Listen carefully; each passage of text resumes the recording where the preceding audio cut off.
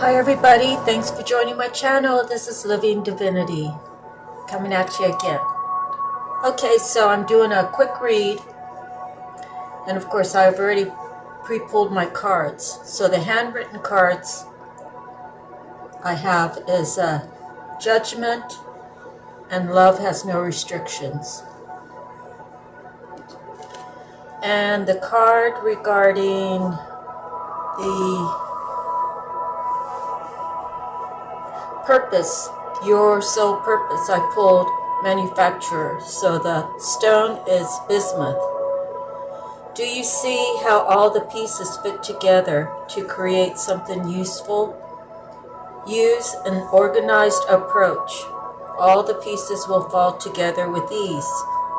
Untraditional approaches will bring a new perspective. Your creations make a better world. So the affirmation would be, I think outside the norm and find creative ways to approach life. The rainbow of light and positive energy expands my consciousness. Creative ideas flow through me on a regular basis, and I will bring them into physical reality.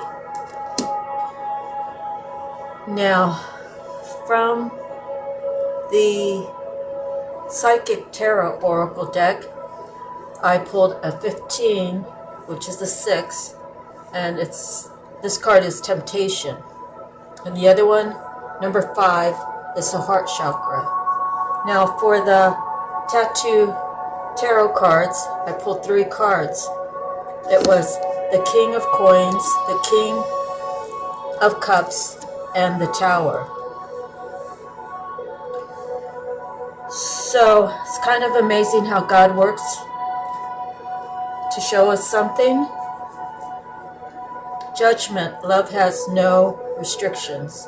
The affirmations, the Temptation card, the Heart, the King of Pentacles or the King of Coins, the King of Cups, and the Tower. So just by these few cards pulled, what I'm feeling about it is the 2 kings, granted one could actually be female on the physical, or they both could be female on the physical. You gotta kind of fit it where it goes. The King of Coins with the King of Cups right next to it, and the Tower. With the Temptation and the Heart Chakra, a quick story that I think would fit all these cards is these 2 kings have grown things together. But someone's calling judgment because love is not supposed to have restrictions. Apparently, there were restrictions. So here comes the Tower. There was temptation somewhere in there. And the way the cards are laid out, the Temptation is the King of Coins, and the King of Cups has the throat chakra. So finally learning to speak up, to say, hey, this is not equal. We're building this together, but why am I doing all the work? Why am I pouring my cup into yours? I'm calling judgment on it because the love is not where it should be. Calling judgment, and then here comes the Tower to tear down everything these 2 kings built together. So I've been talking to myself about thinking about things that has transpired in my own life. And with each of my spouses, it was one-sided. It was one giving more than the other. it was no stability. Every time I had a situation with either one of them, I would bring it up, and I was dismissed as being crazy. I was dismissed as, I don't know why you're feeling that way. I was dismissed with, don't say that. I was just dismissed, like how I felt didn't matter. So basically it was a one-sided relationship where one was a giver and one was a taker. So one-sided relationship where it's my way or the highway. It was, you know, I believe from what I've been told is a person who is giving is usually like an empath trying to heal this other person, trying to make them better when they don't even want to be better. I stayed in it between the two marriages 35, 36 years.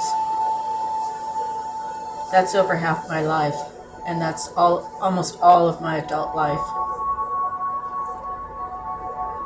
I was raised to be a giver, and I was raised to accept not too much. Again, that goes back to, if you watched my other recent tapings, was that my mother was cursed to never feel loved, to never be enough, to never be feeling stable in her marriage. And when she bared children, they carried that same feeling within them. And I'm here to tell you it's real. Curses are real. The power of your voice is real. So you have a choice to do it right or do it wrong. I always talk about my grandparents because although I did hear them, I mostly heard my grandma probably yelling at my grandpa. And sometimes it was in Tagalog, so I couldn't understand. But mostly it was my grandma. And my grandfather, he had to hear her because it was pretty loud. And she wanted to be heard. My grandparents on my mother's side, even though they did have these yelling spouts, I always felt love there. I always felt like I belonged. I always felt safe. I always felt like I had a stable place. Grandma's house was always stable. And even in my own home growing up, no matter what was going on, that was my family. Those were my parents. And the worst thing that made me learn a lot was after my mother passed away and I lost all stability.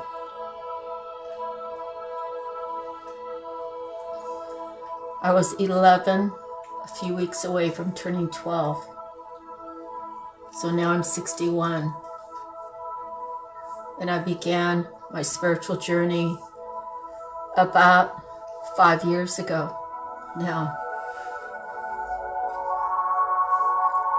And I had to find ways to heal myself. And through watching tarot, I tried the ideas that the ladies gave, if you like artwork, use your creative juices within you. That will help you build your confidence. That will help you appreciate the things that you're doing on your paintings and so forth. It's part of my healing.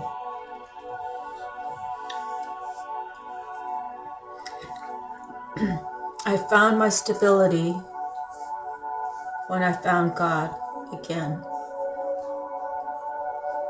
The funny thing about my oldest brother, well, truthfully, out of my 61 years of my life, the most days consecutive that I spent with him, because he moved out when he was 17 or 18, and I was, well, maybe he was a little bit younger when he moved out, but maybe I was 5 years old when he moved out, and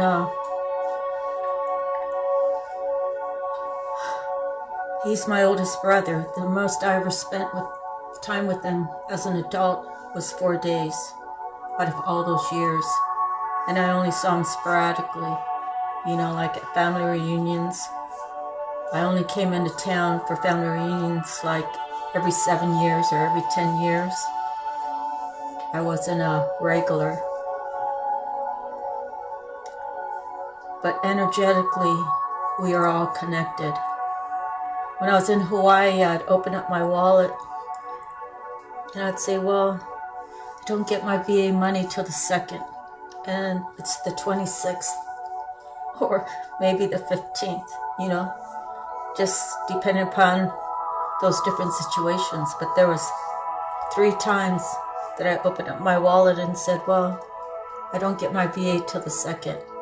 What am I going to do? And within a day or so, my brother would call me and say, do you need money? And I'd say, yes, brother. I never asked him how much he was sending me. I was just thankful for what he sent me. And he always sent me enough, more than enough. So the angels, our ancestors, when they stand by you, when you're in need, they, you know, with God, you know, my angels are of God. My ancestors are of God. So when good fortune comes to me like that, it's through the divine. I open my wallet up. My ancestors, my spiritual guides, my angels see and hear what I'm saying. God hears and sees what I'm saying. God directs these angels to reach out to the ones who are willing to give. And that's my brother. My brother's an earth angel. He is an amazing guy. He's retired now. I think he's going to be 74 this year. And he is a jack of all trades. He can make a bell. He can do anything and any kind of work in the house for repairs. He can cook. He spent time being a chef. He can work on cars. He's self-taught. He was motivated in his days. And even now that he's retired, he still looks for things to do. He's busy. He keeps his life busy. And he finds happiness in that. The thing I want to talk about stability is I had to go through all of this. Every trial and tribulation that I've gone through in my lifetime was to get me to where I am here today. So I can be a big beacon of light to let you know God will stand by you. God will be there to help you.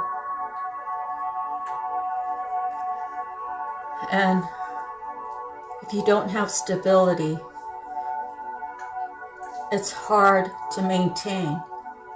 I didn't have stability within those 2 marriages. I did the best that I could, and I made it work. But the sad thing is, through the curse that was placed upon my mother, Maybe these two men really did love me, but their actions weren't where they should have been. But maybe they really did love me, but I couldn't really feel it because of this curse. So I tell my stories so others can hopefully take something from it. They can learn from it. They can know that God has put everything within us to repair ourselves. His Spirit is in you. His Spirit is always around you. But there's some sort of like universal law. You have to ask. You have to ask God because of the free will that He allows each and every one of you to have. I choose my free will to be God's will. And people say I'm crazy. Yeah, I am crazy. I'm crazy about God and the love that He has filled into my soul. The knowing that if I keep putting good deeds out, if I keep putting out good to the world, that my reservoir, my bank up in heaven will become full and overflowing. And if God sees that I've done a good job, if God sees that I've given my whole heart to Him, that maybe by the grace of God, when He calls me, I have done my part here on earth, trying to change the world for good, and I can be accepted into heaven. Stability, feeling safe is the most important. Now, I'm a woman, so maybe you feel like I'm just talking to women. I'm talking to men as well. Ladies out there, if you have someone you care about, that you love, work together.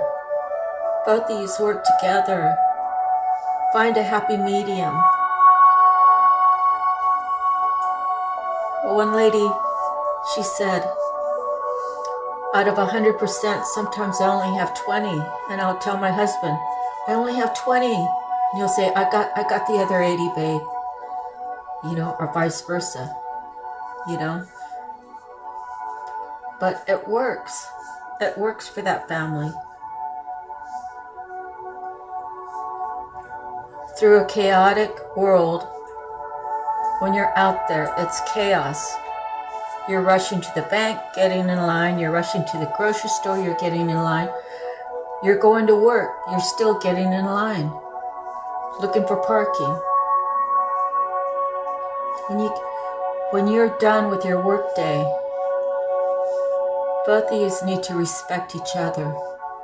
Both of you need to give compassion to each other. Ask, how was your day, babe? Is there something that's bothering you? Can I get you something to drink? Are you ready for dinner? What would you like for dinner? Or you can be traditional. Tonight I'm having spaghetti. Friday I'm having fish. Dinner's ready. Every family works on a different scale. Every family has different needs. But the most important needs are being safe, having stability, and having love between you. And love encompasses a whole lot of other things. Faithfulness, hope, prayer, and having God in your home. When you go out into the world, God's going to protect you. Again, it's chaotic. We can't control what someone else does. So if they're trying to poke the bear, you just let them poke or you walk away. Don't put yourself in a predicament. because someone above you is trying to get you to go off. You can record it. Everybody carries around cell phones these days. You can record the harassment. And when it comes down to it, they're going to have to take care of it at a corporate level. That's just an example. I mean, we just can't go to the grocery store and decide to videotape our whole shopping experience, But we do have to do our own work to protect ourselves. We have to show gratitude for God every day. We have to be thankful that our car is in running condition. It might not be a Maserati. It might not be the new Corvette. But if it gets you from point A to point B, and from point B back to point A, and you're in one piece, and you can afford it, and maybe it's already paid for, so that's a plus. You have to show gratitude for that. You have to be thankful. I hear some people say thank you, and sometimes I feel like it's a thank you that has to be said, not because they really want to say it. But, I just try to not even focus on that, and I try to accept it, and I try to not be judgmental. I'm just aware of, the people around me, the people in my life. And if I have to keep a distance, if I have to isolate myself to protect my energy, then I will do so. So whoever this message is for, I hope that I helped you in some sort of way. And I hope that you know that after a tower, there's always a new beginning. And maybe God has decided to end this. Maybe you weren't ready. Maybe you kept telling God, God, help me get out of this. Help me get out of this. And then he gets you out and then you go back. It's happened to me. Going back means you accept what they were dishing out. That makes them think that, well, I can do more. And they're still going to stick around. So when that tower hits, know that it's time to make a change. Because you've already expressed your needs, your wants, your desires. And honestly, they say they care, but what do their actions do? If their actions align with the words they say, I love you, babe. I want you here with me. I don't want you to go. But their actions are, well, he's here, so I'm going out, watch the kids. I'll be back, in a few hours. Or whatever the situation might be. And that can be changed by sex too. I'm not just saying it's the guy that's leaving and the woman's being mean. It could be reverse. Narcissist comes from all walks of life. We've all been bad at one time or another. It's when we learn the lesson we decide, I don't like who I was there. I don't like how I felt when I was back there. I like myself over here. I like myself around these kind of people. The kind of people that don't make me feel bad, that don't make me feel less, that don't make me feel unimportant, that don't value me. The people that don't value you, you don't deserve to be around them unless you accept it. So again, when the heart chakra, this is the throat chakra, learn to speak up. Someone who can't speak doesn't get fed. And I say that when you pray to God, God's going to feed you. If you speak up, if you decide, my free will isn't working, God, can you give me another plan? I will follow your path if you just give me another plan.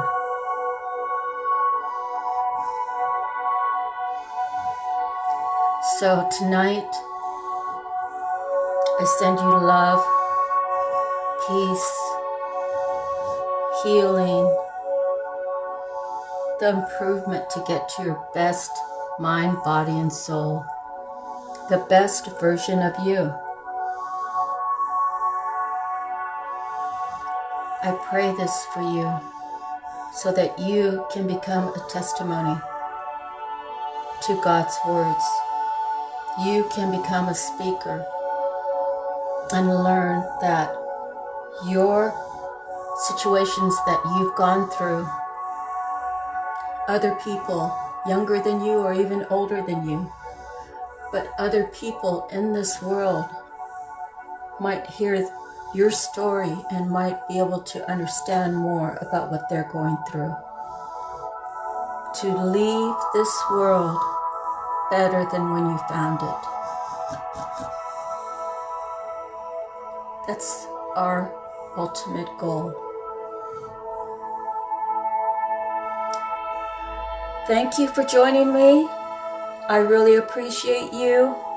Please like, share, and subscribe.